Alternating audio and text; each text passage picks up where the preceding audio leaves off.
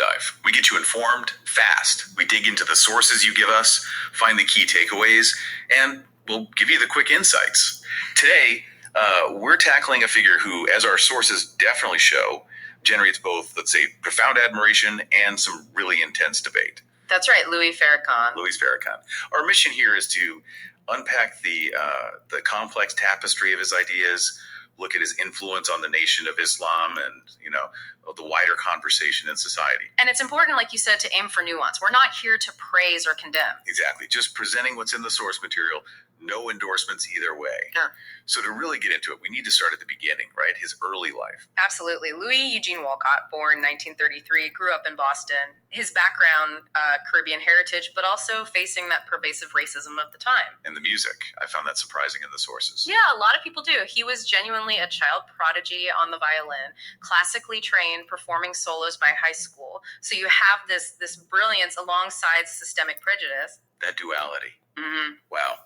Must have been formative. Definitely set the stage. And then the sources point to Marcus Garvey's teachings as a major influence. Oh, absolutely.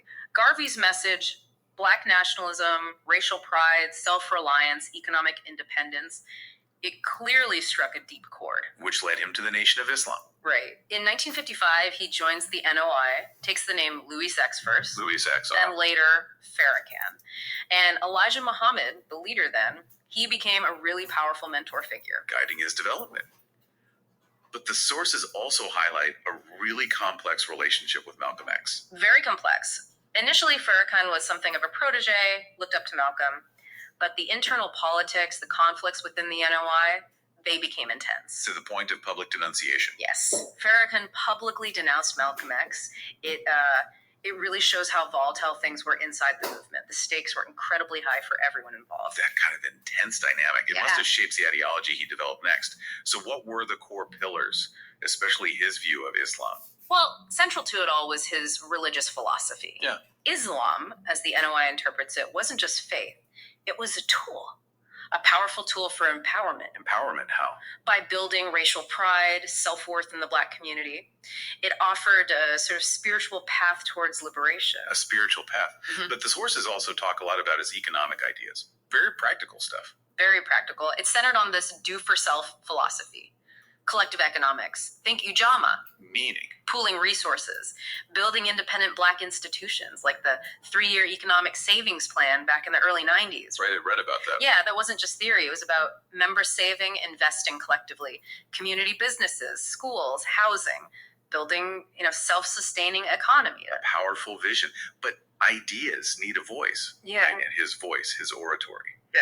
The sources describe it as legendary. So it was. He mastered rhetoric, repetition, metaphors, really emotive language. Yeah. But more than that, he had this almost hypnotic ability to connect with the collective pain, the hopes of his audience. He could turn complex ideas into these really visceral calls to action, made people feel seen, understood, then called to act. And that power to mobilize was maybe clearest with the Million Man March in 95. Absolutely. The Million Man March, that was a defining moment. Just a massive testament to his ability to inspire unity, action. What was the core message? It was a call for Black men specifically to gather in D.C. for atonement, reconciliation, taking responsibility in their communities. The sources frame it as this huge display of Black solidarity, focusing on self-improvement, community uplift. A million men for atonement and responsibility. That's quite something.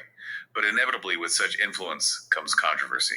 The sources detail accusations, especially anti-Semitism. Yes, that's been persistent, stemming from things like that 1984 comment calling Judaism a gutter religion. It became a major recurring point of conflict. And his response, according to the sources. His consistent defense has been that his criticism is political, targeting specific policies or actions, not Jews as a people. He's quoted saying, "I am not anti-Semitic. I am anti-exploitation." Anti-oppression, anti-injustice. If my words are harsh, it is because the realities I speak of are harsh. That's the quote. And how did that distinction persisted? Political versus personal land, and what about other criticisms? Well, the sources suggest it was and still is deeply divisive. For his critics, the rhetoric remained offensive, the explanation may be insufficient. For others, particularly within his community, they accepted that distinction. And other issues. The sources also consistently bring up concerns about his views on gender roles, quite traditional views within the NOI, and his positions on sexual orientation, which have also drawn strong criticism for being exclusionary. Okay, so despite all that controversy, his impact, particularly on African American political thought, seems undeniable. The Million Man March, as you said, a turning point. How do his teachings resonate now? Well, the core themes, empowerment, justice, self-awareness, resilience, they still echo. You can see threads, connecting to modern movements like Black Lives Matter, that emphasis on collective action, self-determination. It sparked conversations that are still going on, still evolving. So, looking at his whole journey, what lessons might contemporary leaders take from it, based on our sources? It's quite a case study. It shows how powerful unwavering conviction can be, even when it draws fire, how it can rally a community. But also, the tightrope leaders walk pushing for empowerment while dealing with constant criticism. So, authenticity, maybe, community focus. Yeah, authenticity, definitely. The power of community empowerment, the need to foster dialogue, even on the tough stuff, and maybe crucially, adaptability, navigating how the public sees you as things change. It really is a complex legacy, isn't it?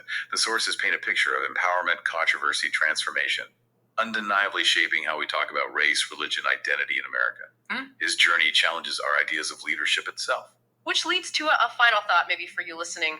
What does the enduring impact of such a, polarizing figure tell us about the sheer power of words, the real complexities of leadership, and maybe how societies grapple with difficult truths in that ongoing search for justice? Something to ponder.